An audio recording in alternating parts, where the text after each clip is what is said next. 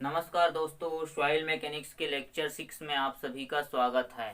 आज का हमारा टॉपिक है कंसिस्टेंसी ऑफ क्ले। ठीक है, तो कंसिस्टेंसी ऑफ क्ले एटरबर्ग लिमिट हम देखेंगे आज। तो कंसिस्टेंसी ऑफ क्ले में सबसे पहले हम कंसिस्टेंसी वर्ड का मीनिंग समझते हैं। Consistency means is, consistency represent करता है इज वर्ड को। इज वर्ड मीन्स कि जैसे जैसे हम सॉइल में वाटर मिलाते जाएंगे वैसे वैसे सॉइल का डिफॉर्मेशन स्टार्ट हो जाएगा। तो जिस एज के साथ सॉइल का डिफॉर्मेशन होता है उसको कंसिस्टेंसी कहा जाता है। ठीक है, कंसिस्टेंसी। अब हम देखते हैं depend upon percentage of water content. तो परसेंटेज ऑफ वाटर कंटेंट के हिसाब से हम सॉइल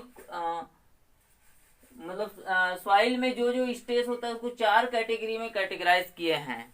तो पहला कैटेगरी है सॉलिड स्टेट, सेकंड है सेमी सॉलिड स्टेट, तीसरा है प्लास्टिक स्टेट और चौथा है लिक्विड स्टेट। तो इसको समझने से पहले हम एक कंटेनर लेते हैं। कंटेनर या गमला बोल सकते हैं, सॉलिड भरा हुआ, ड्राई सॉइल भरा हुआ है। ठीक है, ड्राई सॉइल भरा हुआ है। अब हम इसमें वाटर ऐड करते जाते हैं। सपोज इसका वॉल्यूम V है। अब हम गमले या कंटेनर में जिसमें सॉइल भरा हुआ है वाटर ऐड करते जाते हैं। जैसे जैसे वाटर ऐड करते जाते हैं वाइट्स में वाटर फिल होते जाता है। एक ऐसा स्टेज आता है कि पूरा वाटर वाइट्स में फिल हो जाता है और उसका वॉल्यूम इंक्रीज होना स्टार्ट हो जाता है।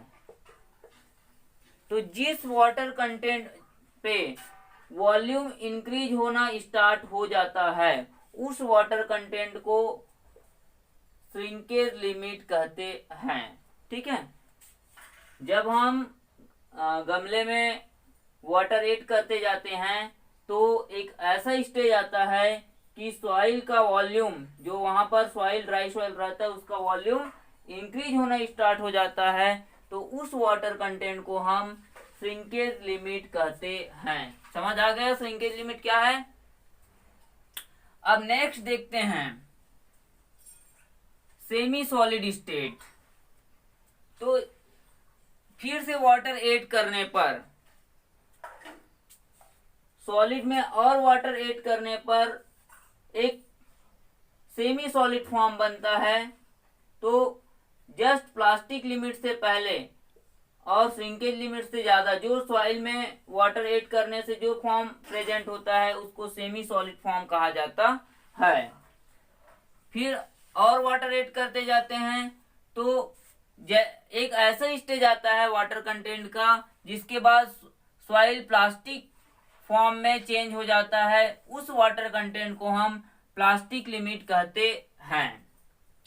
ठीक है, समझ आ गया श्रिंकेज लिमिट और प्लास्टिक लिमिट। नेक्स्ट है लिक्विड लिमिट। अब हम प्लास्टिक लिमिट पे जो वाटर कंटेंट रहता है उससे ज्यादा वाटर मिलाने पे, गमले में उससे ज्यादा वाटर मिलाने पे सॉइल फ्लो होना स्टार्ट कर जाता है। जिस वाटर कंटेंट पे सॉइल फ्लो होना स्टार्ट कर जाता है उस वाटर कंटेंट को लिक्विड लिमिट कहा जाता है। तो समझ आ गया श्रिंकेज लिमिट क्या होता है, प्लास्टिक लिमिट क्या होता है और लिक्विड लिमिट क्या होता है। तो श्रिंकेज लिमिट ही एग्जाम में ज्यादा पूछा जाता है। मतलब 50% चांस रहता है कि तीनों में सबसे ज्यादा 50% चांस रहता है श्रिंकेज लिमिट का एग्जाम में आने का। तो श्रिंकेज लिमिट में क्या होता है, वॉल्यूम क्या होता है, श्रिंकेज लिमिट से पहले वॉल्यूम क्या होता है, इंक्रीज नहीं होता है, मतलब सेम वॉल्यूम रहता है। ठीक है, जब श्रिंकेज लिमिट से ज्यादा वाटर प्रेजेंट हो जाता है तब उसमें वॉल्यूम इंक्रीज होना स्टार्ट होता है। अब इसको हमें ग्राफ से समझते हैं। ये हमारा डायग्राम है जिसमें water content x axis water content को शो कर रहा है और वाई एक्सिस किसको शो कर रहा है, वॉल्यूम को शो कर रहा है। तो हमको एक लीनियर ये लाइन एक प्राप्त होता है। अब उसको हम मैथमेटिकल फॉर्म में ड्रा करेंगे तो dy by D X equal to हो जाएगा अपना WL माइनस WS और WL माइनस WS। ठीक है, तो ये हमारा dy by D X tan theta, theta suppose यहाँ पर थीटा एक्स एक्सिस के साथ थीटा एंगल बन रहा है, तो dy बाई डी एक्स ये हमारा एक रिलेशन मिल गया। नेक्स्ट है लिक्विड लिमिट। लिक्विड लिमिट को हम अभी देखे हैं एक एग्जांपल के थ्रू, तो इसका और एक डेफिनेशन देख लेते हैं। It is the minimum water content at which soil tendency to flow.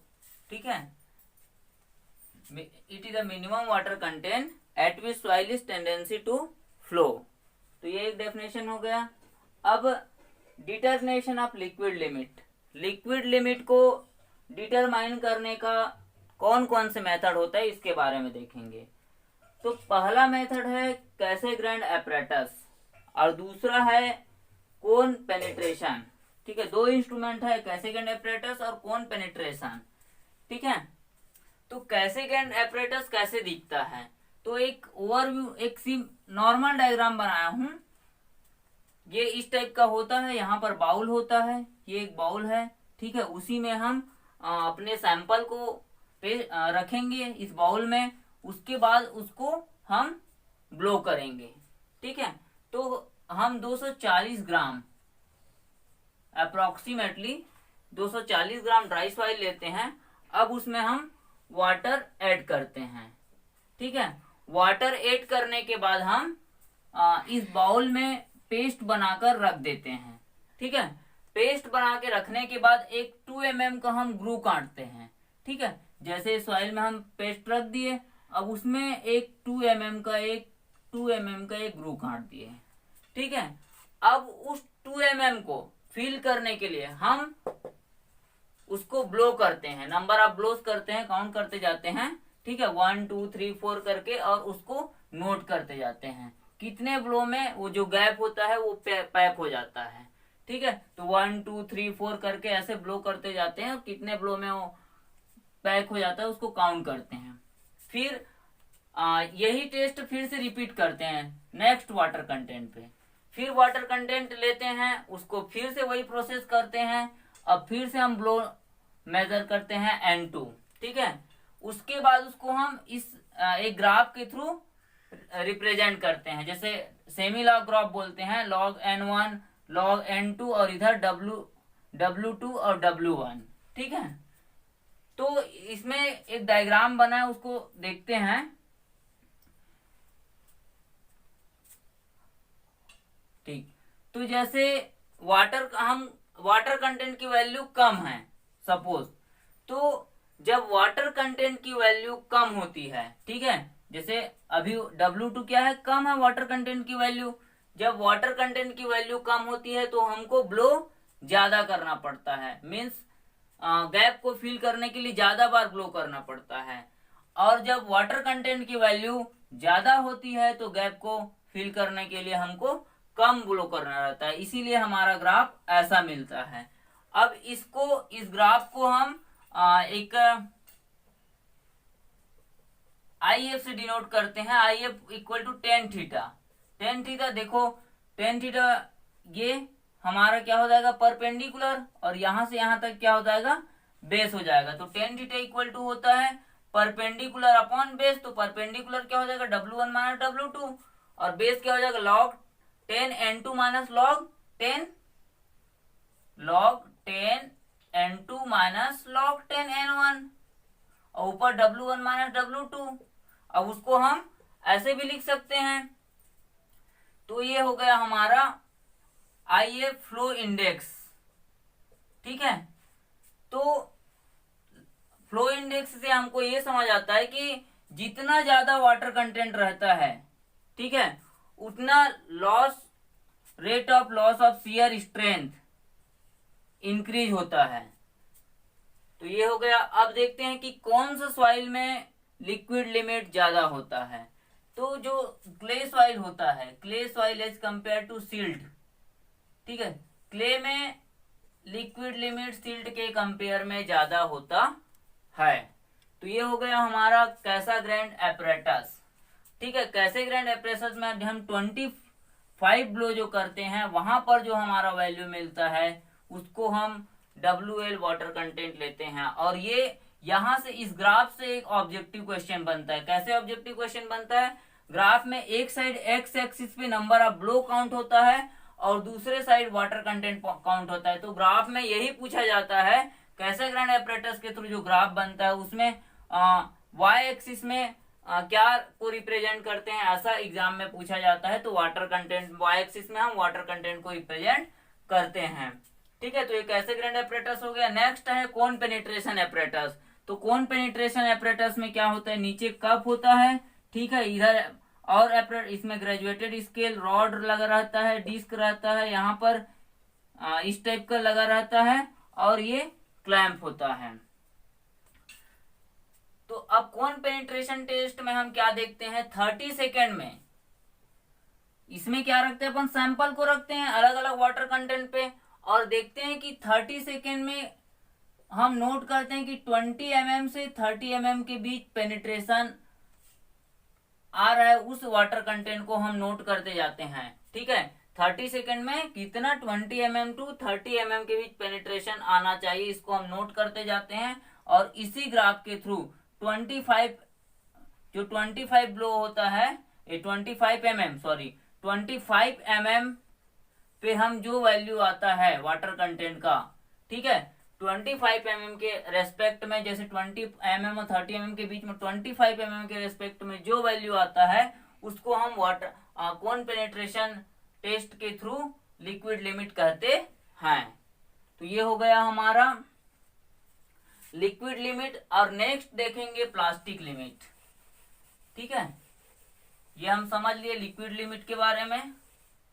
अब नेक्स्ट है प्लास्टिक लिमिट। प्लास्टिक लिमिट तो सेमी सॉलिड और सॉलिड हम देखे थे ग्राफ में solid state, semi solid state, plastic state और लिक्विड स्टेट। तो ग्राफ में देखे थे ये WS WP देखे थे ना। तो सेमी सॉलिड स्टेट और प्लास्टिक स्टेट के बीच जो लिक्विड रहता है उसको हम लिक्विड लिमिट रहता है उसको प्लास्टिक लिमिट कहा जाता है। ठीक है, तो प्लास्टिक लिमिट के लिए हम ड्राई सॉइल लेंगे, उसमें वाटर मिला देंगे। वाटर मिलाने के पास 3 mm का 3 mm का सॉइल को हम अच्छे से बेल लेंगे और 3 mm बेलने के बाद जिस वाटर कंटेंट पे क्रम्बल होना स्टार्ट हो जाएगा, मतलब उसमें क्रैक होना स्टार्ट हो जाएगा, उसको हम क्या कहेंगे, उस वाटर कंटेंट को हम प्लास्टिक लिमिट कहते हैं। तो ये हो गया हमारा प्लास्टिक लिमिट। तो लिक्विड लिमिट क्या होता है, ज्यादा होता है as compare to plastic limit. ठीक है, तो ये हमारा हो गया लिक्विड लिमिट और प्लास्टिक लिमिट। नेक्स्ट है श्रिंकेज लिमिट। तो श्रिंकेज लिमिट का एक हम डेफिनेशन देख चुके हैं, दूसरा डेफिनेशन देखते हैं। Minimum water content at which soil in completely saturated. तो एक ऐसा वाटर कंटेंट जिस पर सॉइल कंप्लीटली सैचुरेटेड रहता है, सैचुरेटेड। ठीक है, उससे कम वाटर कंटेंट होने पर सॉइल पार्शियली सैचुरेटेड हो जाता है, तो उस वाटर कंटेंट को कहते हैं श्रिंकेज लिमिट। तो एक डायग्राम के थ्रू हम श्रिंकेज लिमिट का हम फॉर्मूला निकालते हैं। तो ये हो गया हमारा सॉलिड और ये हो गया वाटर। ठीक है, अब सॉलिड श्रिंकेज इस स्टेज में क्या हो जाएगा, देखो हल्का उसमें क्या हो जाएगा, वाटर वाटर क्या हो जाएगा, कम हो जाएगा। ठीक है, वाटर कम होने के बाद एक ऐसा स्टेज पहुंच जाता है जिसपे वॉल्यूम क्या होता है, कांस्टेंट होता है। वाइट्स में क्या हो गया, वाटर फिल हो गया है और वॉल्यूम क्या हो गया है, कांस्टेंट हो गया है। ठीक है, तो एक फॉर्मूला के थ्रू निकालते, shrinkage limit equal to weight of water upon weight of solid. ठीक है, तो वेट ऑफ वाटर कैसे निकालेंगे हम, यही इस वाटर का वेट निकालना है ना अपने को, जो कम हुआ है उस वाटर का, सॉरी इस वाटर का वेट निकालना है, इस वाटर का वेट हमको निकालना है। ठीक है, तो सबसे पहले हम क्या कर दिए, W1 माइनस WS, ये स्मॉल W है ना श्रिंकेज लिमिट, और ये क्या है कैपिटल W, मतलब WS। जब W1 को हम WS को माइनस कर देंगे तो हमारा कितना वाटर बच जाएगा, इतना वाटर बच जाएगा। अब इतना वाटर में हमको कितना का वेट और माइनस करना है, इतना का वेट माइनस करना है, मतलब टोटल में V1 माइनस वी डेस, ये sorry V1 minus VD into इतना का गामा W कर देते हैं। ठीक है, V1 minus VD into gamma W, तो हमको इतना का वेट मिल गया। अब उतना का वेट को माइनस करेंगे तो हमको WW मिल जाएगा। तो W1 minus WS minus V1 minus VD into gamma W, ठीक है, डिवाइडेड बाई WS या WW, ये सॉरी WS या WD। ठीक है, तो ये हमको मिल गया श्रिंकेज लिमिट का फॉर्मूला। ठीक है, श्रिंकेज लिमिट का फॉर्मूला मिल गया, ये पूरा है ना यहाँ तक, W1 minus WS upon WD minus V1 minus VD gamma W upon WD। ठीक है, तो इसको हम क्या लिख सकते हैं, W1 लिख सकते हैं, तो WS equal to W1 minus V1 minus VD upon WD into gamma D। ठीक है, अब इसको हम श्रिंकेज रेशियो के रूप में लिखते हैं, जैसे स्पेसिफिक ग्रेविटी का फॉर्मूला हम श्रिंकेज रेशियो के रूप में लिखते हैं। स्पेसिफिक ग्रेविटी इक्वल टू होता है 1/r minus WS upon 100। 1/r को हम और क्या लिख सकते हैं, gamma W upon gamma D। ठीक है, तो R इक्वल टू हो जाएगा gamma D upon gamma W, ये R को बोलते हैं श्रिंकेज रेशियो। ठीक है, तो ये हो गया हमारा श्रिंकेज लिमिट से रिलेटेड कुछ फॉर्मूला। तो V1 VD W1 WD W1 यहाँ पर लिखा हुआ है, क्या क्या है देख लेना। ठीक है, तो नेक्स्ट है हमारा प्लास्टिसिटी इंडेक्स।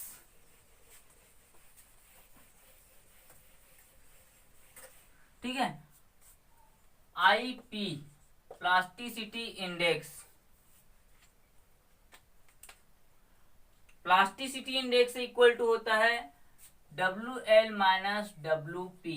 ठीक है, इसको बोलते हैं प्लास्टिसिटी इंडेक्स। तो प्लास्टिसिटी इंडेक्स के वैल्यू से भी हम क्या फाइंड कर सकते हैं, प्लास्टिसिटी इंडेक्स के वैल्यू से हम फाइंड कर सकते हैं कि वह सिल्ट है कि क्ले है। ठीक है, तो हमको लिक्विड लिमिट गिवन है और प्लास्टिक लिमिट गिवन है, तो हम निकाल 2-4 का दे दिया है हमको, तो जिसका प्लास्टिसिटी इंडेक्स ज्यादा आएगा, ठीक है, उसका जिसका प्लास्टिसिटी इंडेक्स ज्यादा आएगा वो क्या होगा, क्ले होगा। ठीक है, क्ले का प्लास्टिसिटी इंडेक्स ज्यादा आता है एज कंपेयर टू सिल्ट। तो ये हो गया हमारा प्लास्टिसिटी इंडेक्स। अब नेक्स्ट देखते हैं, हाँ इसी में अगर मिक्स का हमको प्लास्टिसिटी इंडेक्स निकालना है तो क्या हो जाएगा, X1 X2 upon X1 plus X2। X1 portion का IP1 है और X2 पोर्शन का IP2 है, तो ये हम मिक्स का प्लास्टिसिटी इंडेक्स निकालना है तो हम इस फॉर्मूला से निकाल सकते हैं। या मिक्स का दे दिया है, एक का अननोन है, तो उस अननोन को भी इस फॉर्मूला से हम फाइंड कर सकते हैं। ठीक है, तो X1 पार्ट ऑफ सॉइल का है और X2 पार्ट ऑफ सॉइल है, तो इसमें हम X1 X2 का वैल्यू डाल देंगे तो ये आ जाएगा ना। ठीक है, तो ये मिक्स का निकालते हैं, मिक्स के लिए फॉर्मूला हो गया प्लास्टिसिटी इंडेक्स का। अब हम नेक्स्ट देखते हैं श्रिंकेज लिमिट। तो आई एस इक्वल टू हो जाएगा W P minus W S. ठीक है, प्लास्टिसिटी इंडेक्स होता है W L minus W P, और श्रिंकेज इंडेक्स हो जाएगा हमारा W P minus W S. ठीक है,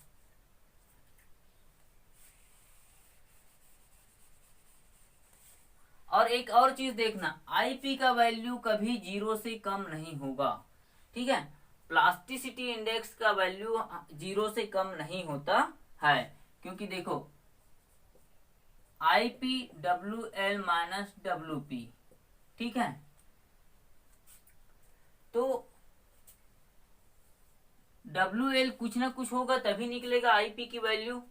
ठीक है, तो इसका निगेटिव में नहीं आ सकता ना, प्लास्टिसिटी इंडेक्स निगेटिव में नहीं आ सकता। अब नेक्स्ट हम देखेंगे कंसिस्टेंसी इंडेक्स। ठीक है, या रिलेटिव कंसिस्टेंसी, कंसिस्टेंसी इंडेक्स। तो कंसिस्टेंसी इंडेक्स का फॉर्मूला होता है W L minus W N upon I P. ठीक है, W N minus W L minus W N upon I P. तो डब्ल्यू एल तो लिक्विड लिमिट हो गया, ये नेचुरल वाटर कंटेंट है। ठीक है, जिस वाटर कंटेंट पे हमको कंसिस्टेंसी इंडेक्स निकालना है वो है। ठीक है, तो ये कंसिस्टेंसी इंडेक्स हो गया। अब हम देखते हैं नेक्स्ट लिक्विडिटी इंडेक्स। ठीक है, तो जस्ट इसका उल्टा कर देंगे।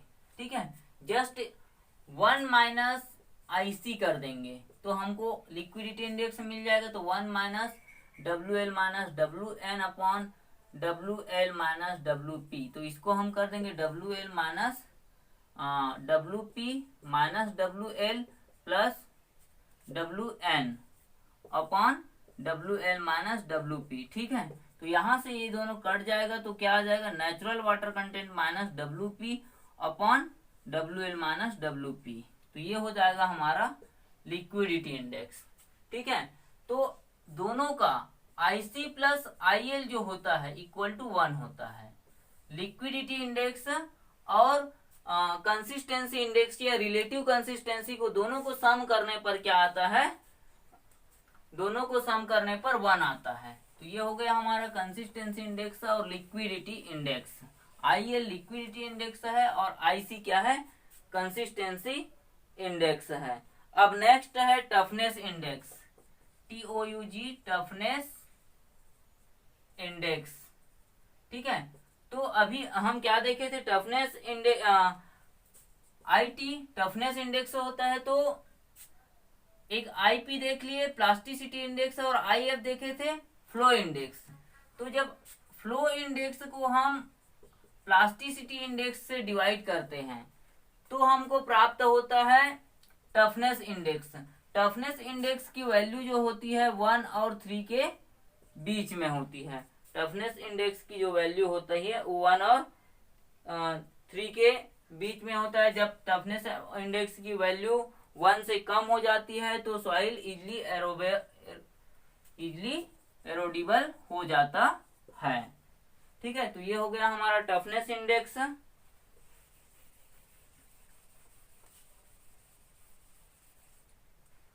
तो कंसिस्टेंसी इंडेक्स के हिसाब से, लिक्विडिटी इंडेक्स के हिसाब से हम सॉइल को अलग अलग कैटेगरी में कैटेगराइज कर सकते हैं। ठीक है, तो इसको एक टेबल के माध्यम से आप लोग देख लेना, किसमें किसमें क्या क्या होता है। टफनेस की वैल्यू, आईसी की वैल्यू कितना होता है, और आईपी के वैल्यू के हिसाब से भी हम कैटेगराइज करते हैं सॉइल को। जैसे 1 से 5 है, 5 to 10 है, 10 से 15 है, 15 से 20 है, 20 to 40 है, और 40 से ज्यादा है। इस टाइप का हम सॉइल को भी अलग अलग कैटेगरी में, और 0 जिसमें नो प्लास्टिक है ये स्लाइटली प्लास्टिक हो जाता है। इसमें लो प्लास्टिसिटी होता है, इसमें मीडियम होता है, फिर हाई होता है, फिर वेरी हाई होता है। ऐसे करके अलग अलग कैटेगरी में, ये एकदम करेक्ट नहीं है बट ये वैल्यू करेक्ट है। इसको आप देख लेना कि किसमें कितना कितना प्लास्टिसिटी होता है। ये बुक से देख लेना, एक टेबल चार्ट बना होता है किसके लिए कितना होता है। ठीक है, तो थैंक्स दोस्तों। आज का वीडियो आपको अच्छा लगा तो वीडियो को लाइक करिए, चैनल को सब्सक्राइब करिए और ज़्यादा से ज़्यादा शेयर करिए।